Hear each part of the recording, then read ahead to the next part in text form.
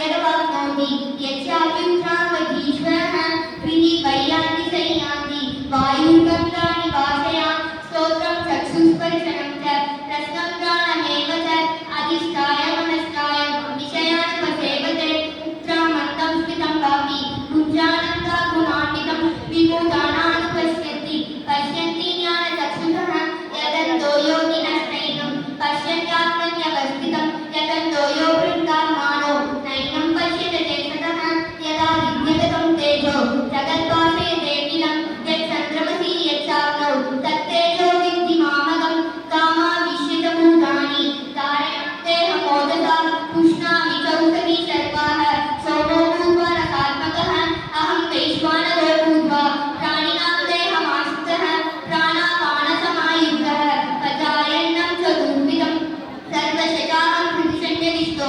मदस्मितेनानमनोपणं च वेदेश्च सर्वे अहं वेदवेद्यो वेदान्तगणितैर्वचाहं स्वामिमौ पुरुषो लोके सरसाक्षर एव च सरसर्वाणि भूतानि गूढस्थोऽक्षर उच्यते उत्तमः पुरुषस्तुन्यः परमात्मैरुदाहृतः यो लोकत्रयमाविश्य विपदव्ये ईश्वरः यस्माक्षरमधियोऽहम् अक्षरार्थमिचोत्तमः अतोऽस्मि लोके वेदे च रहितः पुरुषोत्तमः यो मामेवं सम्पूर्णो जानाति पुरुषोत्तमं स सर्वविद्भजति मां सर्वभावेन भारत इति गुह्यतमं शास्त्रम् इदमुक्तं मया नत एतत् बुद्ध्वा बुद्धिमानः कृतविश्वस्य भारत ॐ तत्सदिति श्रीमद्भगवद्गीतासु उपनिषत्सु ब्रह्मविद्यायां योगशास्त्रे श्रीकृष्णार्जुनसंवादे पुरुषोत्तमयोगो नाम पञ्चदशोऽध्यायः।